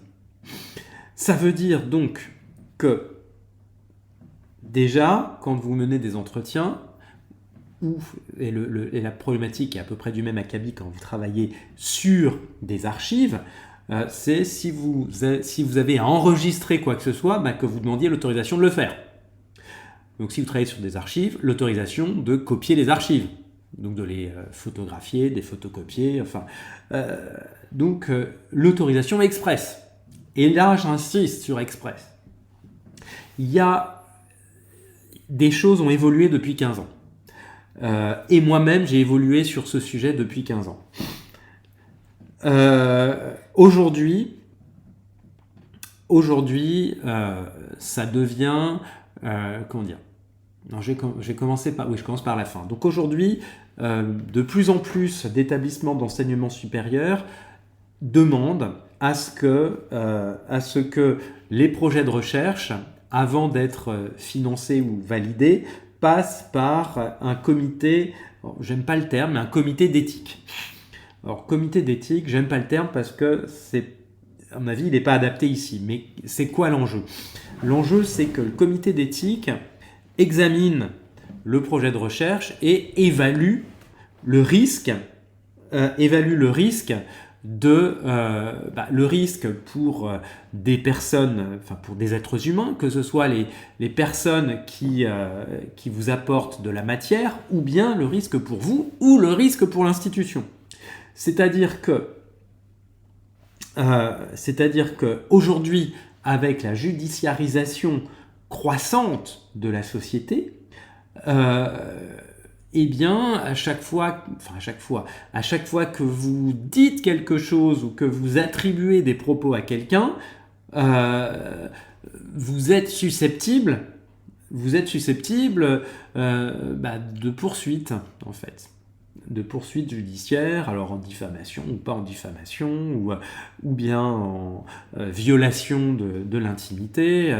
Et donc, tout l'enjeu, c'est pas de censurer. Non, c'est pas de censurer. Non, c'est de s'assurer que le risque, s'il y en a un, est mesuré. Enfin, que le risque est le plus faible possible. S'il y a un risque, à ce moment-là, l'établissement évalue s'il se sent de le courir ou pas. Parce que en cas d'accident, en cas de poursuite et en cas de perte, enfin si on perd en justice, qu'est-ce que ça nous coûterait? Pas seulement en argent, mais en réputation, en plein de choses. Hein. Donc c'est une manière de se protéger avant toute chose. Hein. Et donc l'idée à la clé, c'est que l'établissement en gros dit nous on cautionne pas. Voilà. Sur le plan, donc notre comité éthique estime que le risque est trop élevé, donc on cautionne pas. On ne soutient pas la démarche. Et on ne soutient pas la démarche, ça peut se manifester comment, concrètement? Concrètement, eh bien, s'il y a un problème, si vous êtes étudiant dans l'établissement qui dit on ne soutient pas, ce qu'il y a à la clé, c'est que on vous a dit qu'on ne soutenait pas, donc on ne soutient pas, donc vous êtes exclu. Si vous êtes salarié, on vous a dit qu'on ne soutenait pas, on ne soutient pas, vous nous mettez en danger, licenciement pour faute. C'est ça que ça veut dire en fait. Alors, moi, pendant très longtemps, j'étais... alors d'abord, donc il y a 15 ans, quand j'ai vu ça pour la première fois en Australie, à Brisbane, j'étais assez choqué en fait. Je me disais, mais c'est incroyable, ces Australiens, ils sont intrusifs. La liberté académique, ça n'a pas l'air d'avoir beaucoup de sens pour eux. Ils sont intrusifs, ils censurent. Tu parles d'une démocratie, je me demande où est l'Angleterre, où est le Royaume-Uni dans tout ça. C'est bien loin. C'est au bout du monde. Donc j'étais très hostile au départ. Et puis, de fil en aiguille, ça c'était donc il y a une quinzaine d'années, de fil en aiguille, il y a une dizaine d'années, oui, c'était en 2015, 2016, j'étais à Glasgow, je supervisais des mémoires de master et avec beaucoup d'étudiants chinois qui en fait négligeaient certaines choses ou se posaient pas certaines questions. Et là, il y avait systématiquement l'obligation de passer par le comité d'éthique. Alors ça donnait un truc bureaucratique super lourd. J'avais plus ou moins compris l'idée, mais je trouve ce qui était à partir du moment où on implique des êtres humains, eh bien blablabla. Alors là, l'enjeu c'est que les étudiants en question n'étaient pas informés en fait des risques. Et il leur arrivait, oui, de prendre peut-être certains risques inconsidérés. Mais j'étais quand même, honnêtement, pas très convaincu. Bon, j'étais pas hostile comme je l'étais quelques années plus tôt, mais j'étais pas spécialement convaincu de l'utilité de ce machin. Pour moi, c'était un gadget, quoi. Hein. Vous voyez, c'était un truc, sans plus. Et puis, autour de 2020, donc 5 ans plus tard, indépendamment du Covid, hein, là, quand j'étais à Grenoble École de Management, l'école a commencé à mettre en place un comité d'éthique, etc., etc. Et aujourd'hui, il est bien en place. J'étais pas spécialement chaud au début. Et puis, aujourd'hui, je me dis, finalement, c'est un moindre mal. C'est-à-dire que, oui, aujourd'hui, avec la judiciarisation croissante de la vie sociale, avec également tout ce qu'il y a autour de la diffamation, autour de la violation de la vie privée, etc. Oui, c'est vrai que la question de ces comités éthiques est quand même pas idiote de se dire tiens, il y a un risque. Tant qu'ils ont un rôle consultatif et qu'ils évaluent le risque, moi ça me va. S'il s'agit d'interdire, là ça me pose problème. Parce qu'après, il en va de votre libre arbitre. Hein, et je dirais, l'éthique, c'est quand c'est vous qui résolvez le dilemme. C'est pas quand on choisit pour vous. Hein. Donc, je suis aujourd'hui plutôt favorable, même si je suis pas enthousiaste, particulièrement enthousiaste, je suis plutôt favorable à ces choses-là. Et tout ça a un corollaire important qui est que lorsque vous rencontrez des personnes, lorsque vous traitez des archives ou autres, eh bien, il faut que vous vous assuriez de manière explicite que vous avez l'autorisation d'utiliser le matériau en question. Donc, de manière explicite, ça veut dire par écrit. C'est ça. En gros, vous contactez quelqu'un, vous faites un questionnaire. Dans le questionnaire, avant le questionnaire, il y a tout un message explicatif, à quoi ça va servir, etc.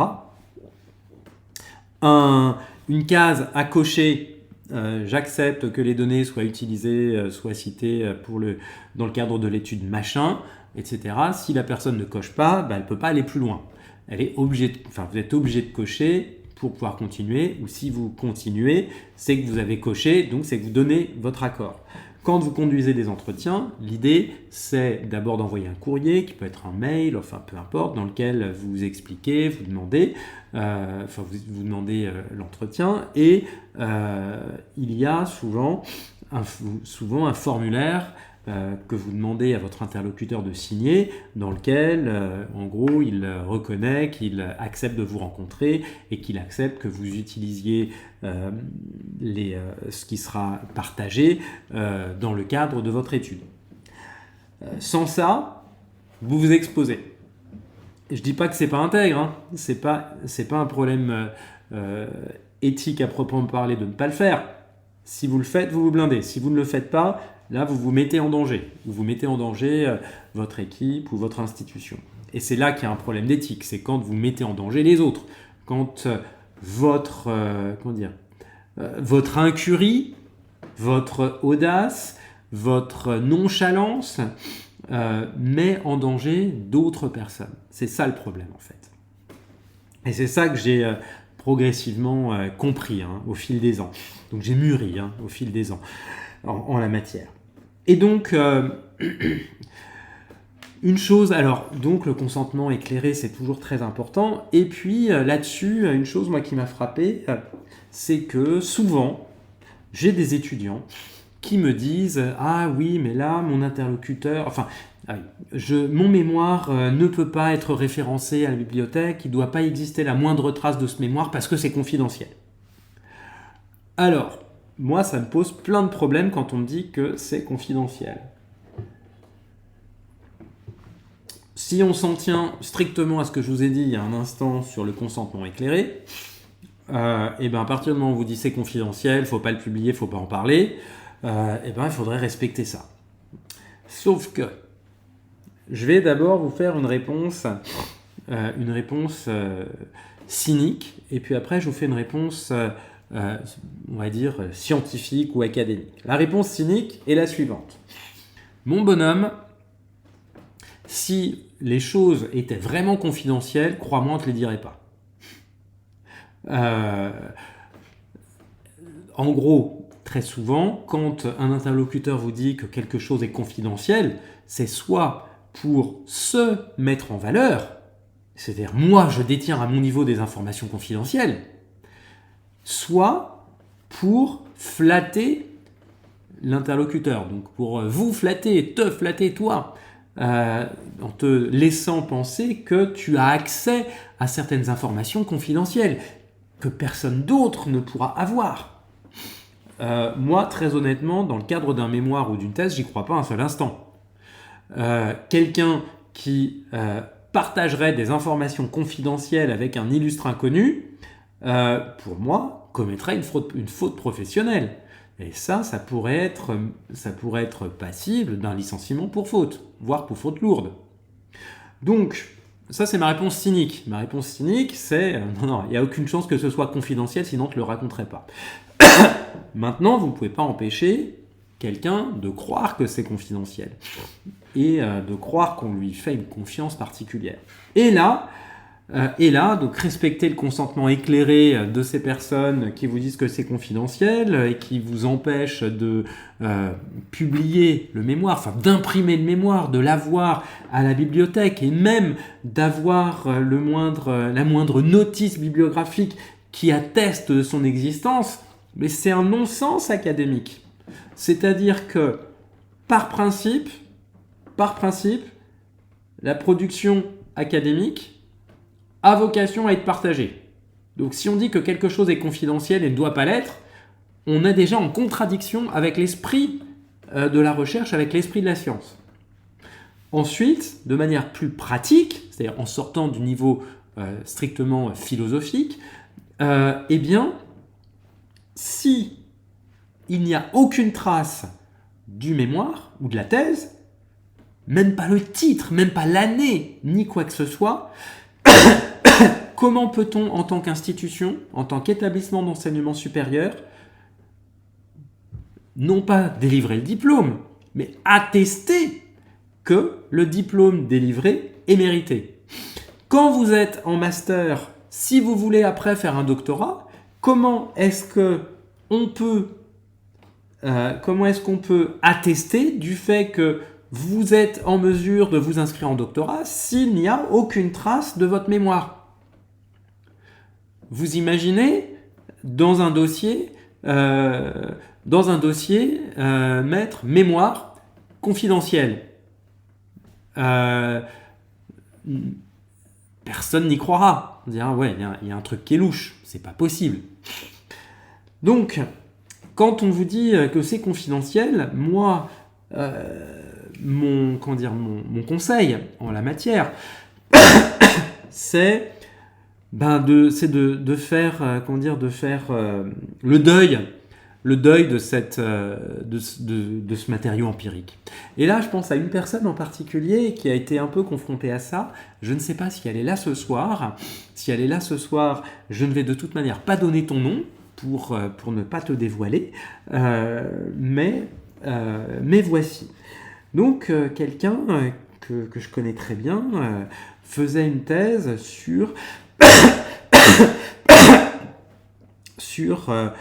la politique pénale et interrogeait un certain nombre de gardes des Sceaux, d'anciens gardes des Sceaux et d'anciens parlementaires qui traitaient des questions de politique, de politique judiciaire et de politique pénale.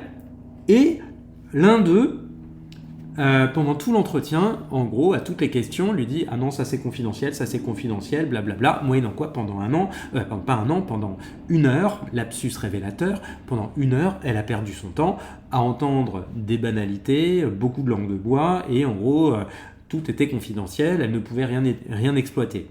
Bon, moyennant quoi, qu'est-ce qui s'est passé? Eh ben, cet entretien n'a pas été utilisé. Ça servait à rien.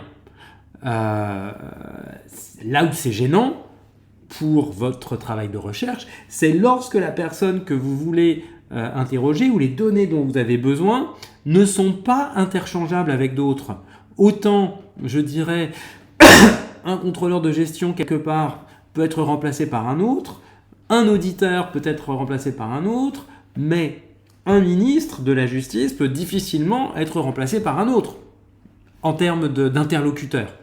Donc, problème. Et donc, vous voyez, sur le consentement éclairé, on a quand même quelques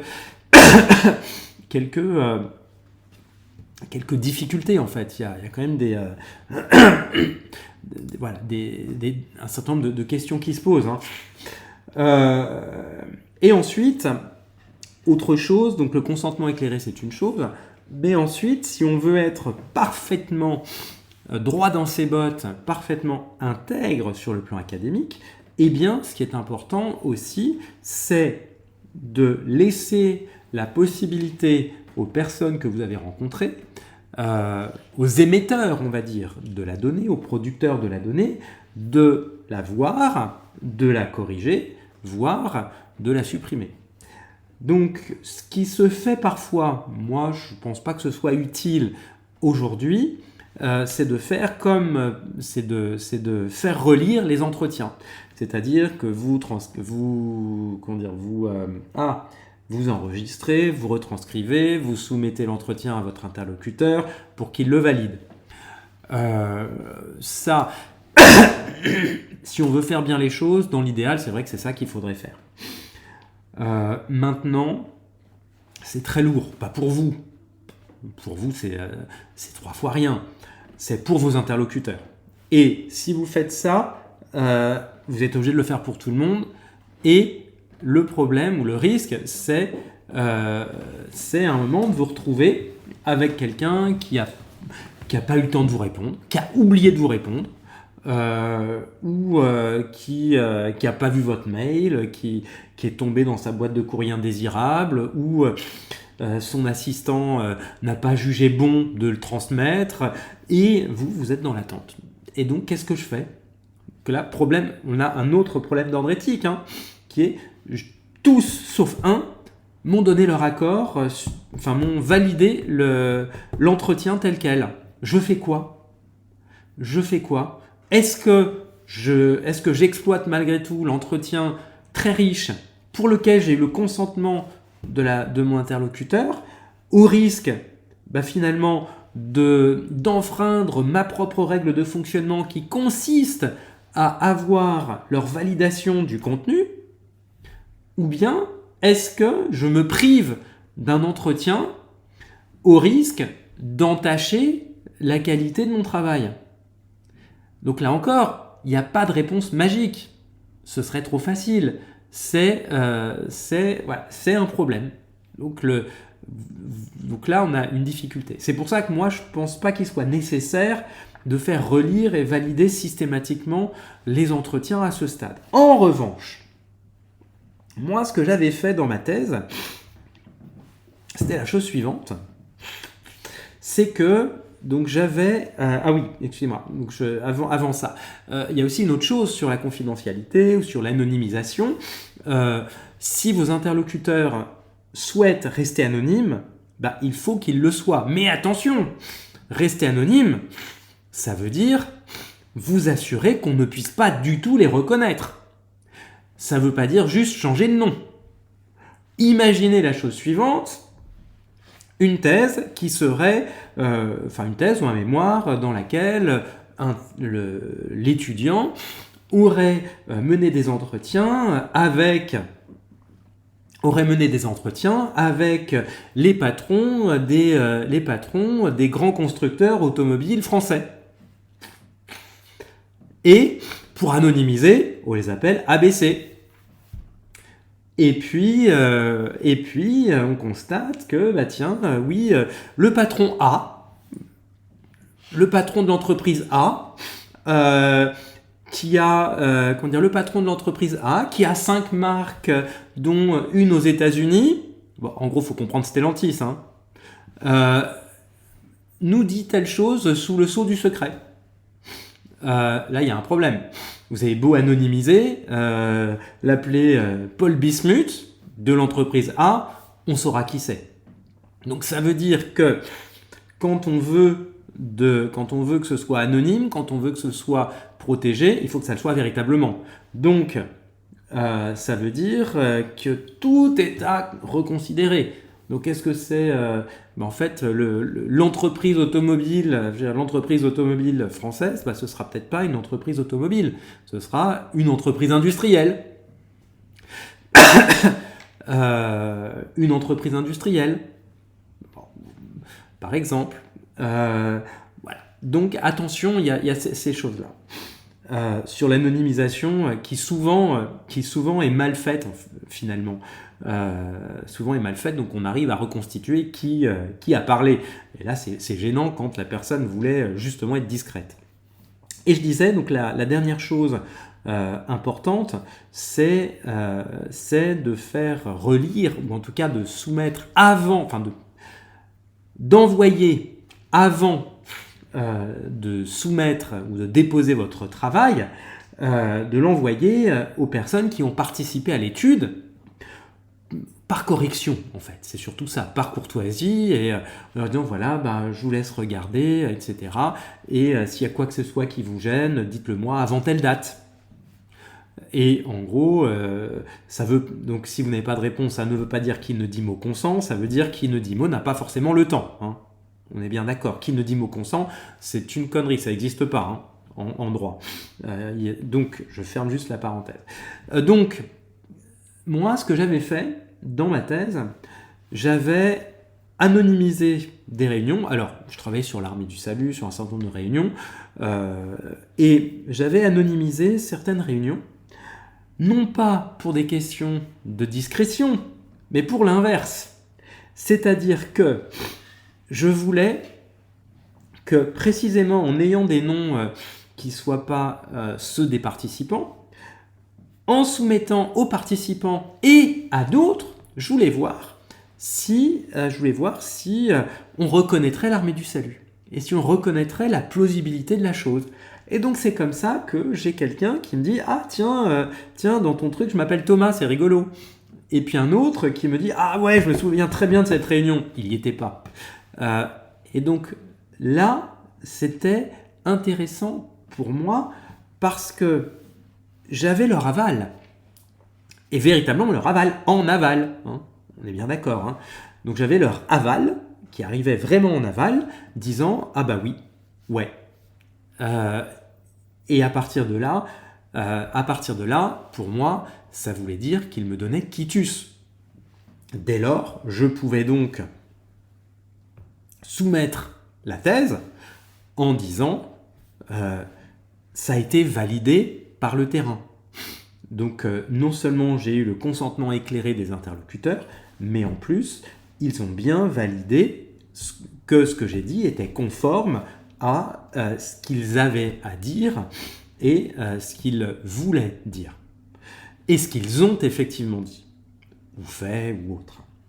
Parce que on n'est pas, ça je l'ai pas dit tel quel, mais on n'est pas des lanceurs d'alerte. Quand on fait un mémoire ou une thèse, on n'est pas des lanceurs d'alerte, donc on n'est pas là pour dénoncer des choses qui sont injustes ou qui posent problème. On n'est pas là pour dénoncer des gens, on n'est pas sous Vichy non plus, on n'est pas là pour redresser les torts, on est là pour contribuer modestement à la connaissance.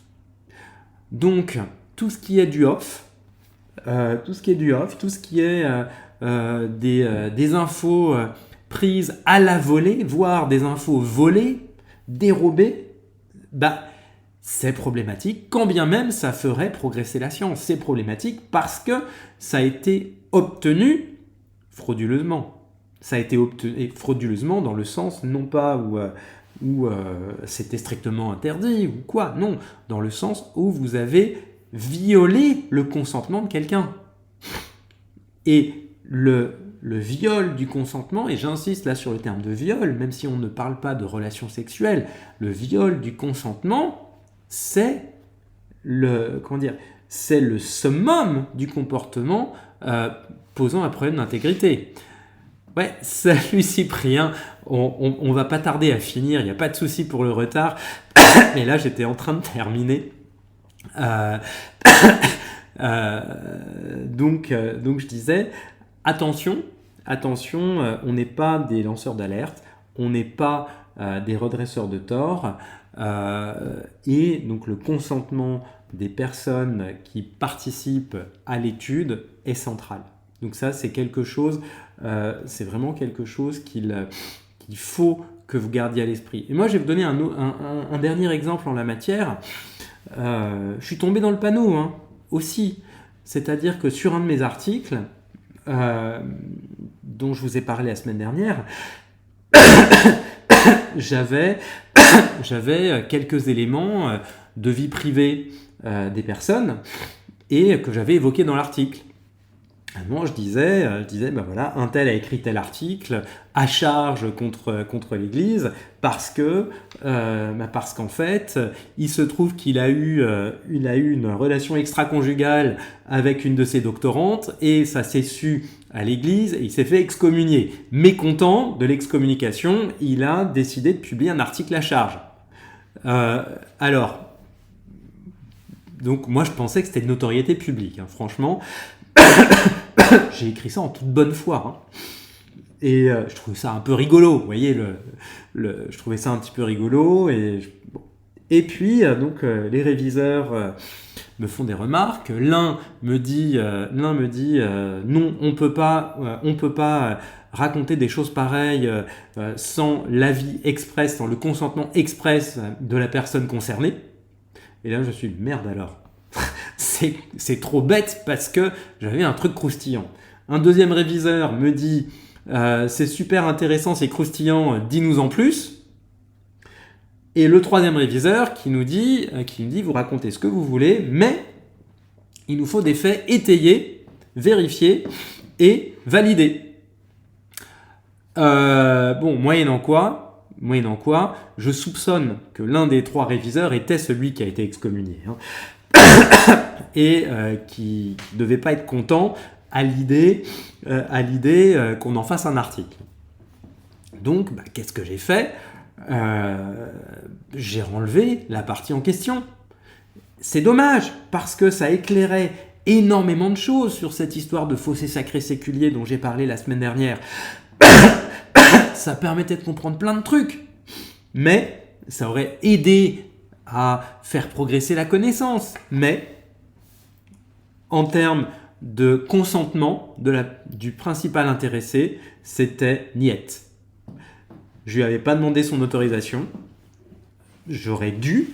Je l'ai pas fait, comme je vous disais, en toute bonne foi, parce que je pensais que c'était quelque chose de notoriété publique, et comme c'était très vieux, j'imaginais les faits prescrits. Et en fait, non. Et on m'a quelque part un peu rappelé à l'ordre là-dessus. Et à ce moment-là, ok, très bien. Mea culpa, donc toutes mes excuses, et donc j'ai supprimé ça. Pourtant, comme je vous dis, si j'avais pu, oui, oups, on est bien d'accord, si j'avais pu publier ça, sans que ça pose de problème, je pense que ça aurait été super intéressant. Mais là, on m'aurait dit, mais une publication scientifique n'est pas Voici, ou Gala, ou ce que vous voulez. Et ils auraient eu raison, quelque part. On n'est pas là pour faire du scoop. Voilà. Donc, voici ce que je voulais évoquer ce soir sur ces questions d'intégrité scientifique, d'intégrité académique, sur ces questions d'éthique. Évidemment, il était prévisible que je vous parle du plagiat, etc. Mais j'ai délibérément décidé de ne pas le faire parce que j'en ai déjà parlé la fois dernière. Et je pense que maintenant c'est à peu près clair pour tout le monde, ces histoires de plagiat, de citation. Et il me semblait en revanche beaucoup plus utile, beaucoup plus pertinent d'aborder ces questions d'intégrité scientifique sous cet angle, donc l'angle de la question de recherche, des questions qu'on peut se poser, du consentement et de l'information des informateurs et des interlocuteurs. J'ai aussi voulu vous montrer que cette question d'intégrité scientifique, cette question d'éthique, c'est toujours une question difficile, en fait. Il n'y a jamais de solution satisfaisante. Sinon, ça se saurait, sinon il n'y aurait pas de problème. Donc, j'espère que j'ai pas été moralisateur ce soir en vous disant « faut faire ci, faut faire ça, ça c'est bien, ça c'est mal ». Non, ce que j'ai essayé de vous montrer, c'est en fait que cette question de l'intégrité scientifique et de l'éthique en recherche, eh bien en fait, elle soulève énormément de questions en fait, et ça doit accompagner votre propre questionnement et vous devez être en mesure d'apporter vos propres réponses, vous permettant d'évaluer si vous êtes si vous êtes alors j'ai oublié le terme que je voulais employer. Si vous êtes... excusez-moi, j'ai pas le mot français qui me vient. C'est un début d'Alzheimer, je suppose. J'ai le mot anglais, toutes mes excuses. Fair. Tu n'as pas été moralisateur, mais je pense qu'un rappel sur les diverses législations peut être un plus. Alors, rappel sur les diverses législations. Waouh, merci Clément. Oui, bon jeu. C'est pas tout à fait le terme que je voulais. C'était un adjectif. C'était pas fidèle à, c'était treu. Auf Deutsch, treu zu. Treu zu jemandem. Donc, bon, peu importe. Donc, les diverses législations. Bon, compliqué. Alors, en gros, le RGPD, et en disant ça, je couvre toute l'Union européenne. Le RGPD qui a été voté en 2016, qui est entré en vigueur progressivement depuis 2017, et qui aujourd'hui donne lieu à des sanctions lourdes pour qui contrevient. Écoute, c'est pas grave Cyprien, tu parles allemand comme une vache espagnole. Donc, est-ce que ça signifie que tu es autrichien? Un Habsbourg.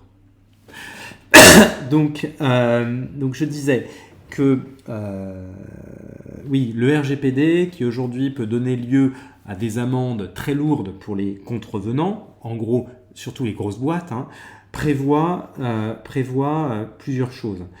Il prévoit en fait de manière un peu plus souple quelque part les mêmes choses que la CNIL et que la loi informatique et liberté en France, mais remis au goût du jour en tenant compte des progrès technologiques. Donc en quelques mots, on ne peut pas collecter finalement des choses, des données personnelles, parce que c'est ça, et des déclarations, etc. Et associées à des noms, etc. Ce sont des données personnelles. On ne peut pas collecter de données personnelles sans le consentement express de la personne. On doit laisser à la personne dont on a collecté les données la possibilité de les corriger, de les supprimer. Donc quelqu'un, en gros, vous avez une base de données de personnes, vous voulez administrer un questionnaire, vous balancez le questionnaire et on vous dit enlève-moi de la liste, vous devez le faire. Ça peut être la mort dans l'âme, vous devez le faire. Moi, pour mes lives, donc j'ai une liste de diffusion et j'ai quelques personnes qui m'ont demandé à être retirées. Donc ça m'a embêté, ça m'a contrarié, je me dis mince, et donc bien sûr je les ai supprimés. C'est la moindre des choses, indépendamment de la législation. C'est-à-dire que maintenant, si on prend en compte la réglementation, si je ne les avais pas supprimés et si ils m'avaient poursuivi en justice, j'aurais perdu. Donc, le consentement sur la collecte est indiscutable, non négociable. La possibilité de modifier, de supprimer, de faire supprimer les données, pareil, non négociable. Le droit de vérification aussi de l'usage qui en est fait, ça aussi c'est quelque chose de non vérifiable. C'est-à-dire que vous collectez des données, vous menez des entretiens pour un projet de recherche, eh bien, vous n'êtes pas autorisé a priori, sauf mention expresse, à publier un article dans la presse qui réutiliserait des choses qu'on vous a dites pour un mémoire ou une thèse.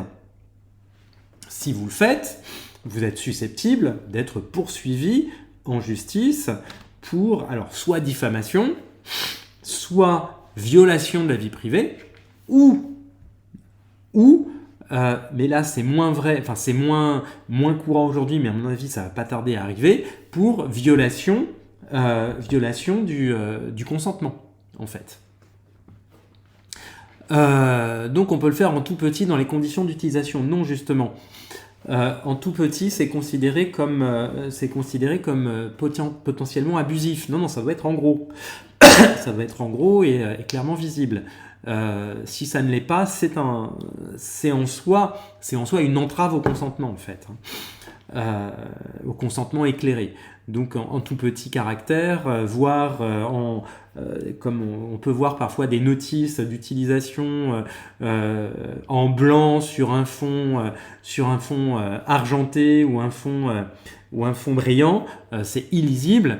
Pour une notice d'utilisation, pourquoi pas, mais pour les conditions générales d'utilisation et pour ce qui a trait au consentement, non. C'est parce que le consentement doit être éclairé. Je te vois venir, Cyprien. Si tu me dis oui, le reflet c'est un éclairage, non. Donc ça c'est pour le cadre européen. Ensuite, donc ça c'est une chose importante dans le droit européen, enfin dans l'Union européenne, dans les différents pays de l'Union européenne, grosso modo, quand il y a une atteinte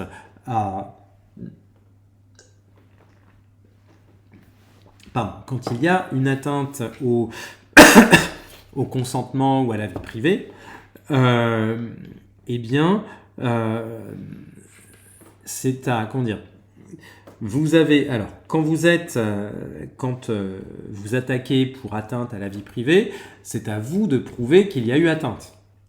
Quand il y a la question du consentement, alors je vous parle pas du viol, bien sûr, et quand il y a ce problème du consentement, c'est à vous de prouver que vous n'avez pas pu donner votre consentement ou que vous n'avez pas pu donner un consentement éclairé.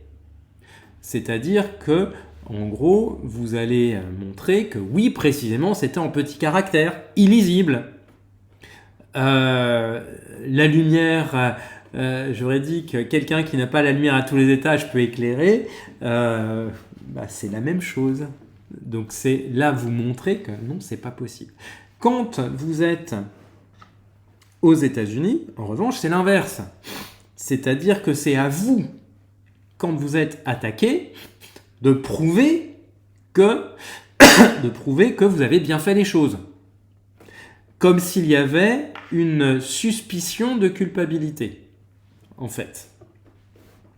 Donc, je vais pas traiter de présomption d'innocence, de présomption de culpabilité, mais ce qui est intéressant, c'est que aux États-Unis, la charge de la preuve pèse sur la personne qui est attaquée. C'est-à-dire que c'est à vous de prouver que vous n'avez pas. En France, en Europe, la charge de la preuve pèse sur la personne qui s'estime lésée. Mais ça ne veut pas dire pour autant que si vous avez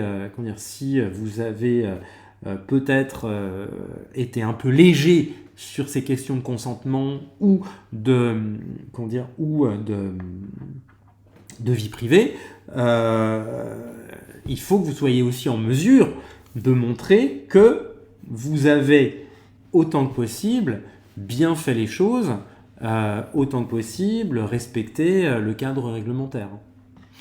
Ce qui ne veut pas dire prouver son innocence, il ne s'agit pas de ça, hein, puisqu'on ne prouve pas son innocence, on prouve la culpabilité de quelqu'un d'autre en revanche.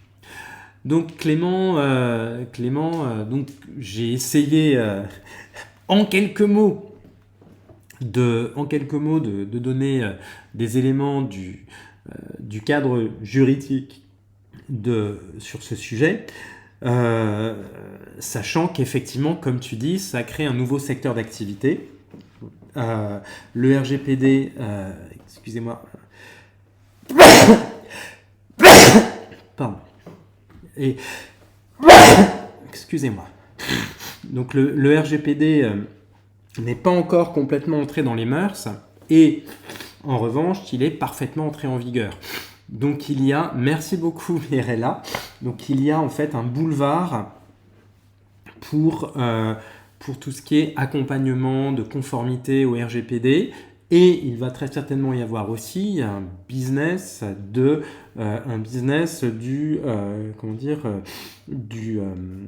poursuites ou des poursuites judiciaires liées au RGPD, liées au consentement et liées au traitement des données personnelles.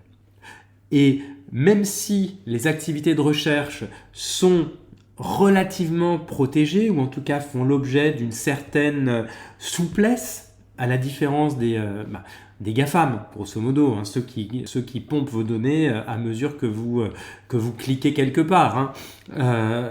Donc même si il y a une certaine souplesse pour la recherche, les questions restent les mêmes, les sujets restent les mêmes. Alors en histoire, il y a d'autres perspectives, faire parler les morts notamment. Mais à ce moment-là, qui aurait droit à agir, qui aurait intérêt à agir, les ayants droit ou pas? Sur ces fortes paroles, je vous propose qu'on finisse pour ce soir. Je vous remercie encore une fois de vous être joints à moi, d'être venu. La semaine prochaine, donc j'ai pas encore tranché ce sur quoi portera le live, mais de toute manière, comme chaque fois, je vous ferai savoir le lundi matin.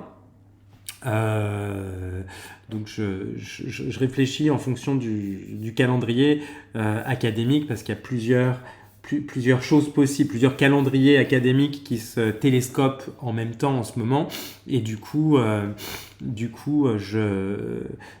j'hésite.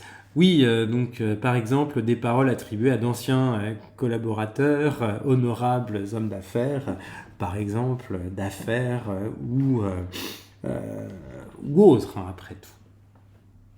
Donc merci encore à tous, je vous souhaite une bonne soirée, une très belle semaine, et puis je vous dis donc à lundi prochain.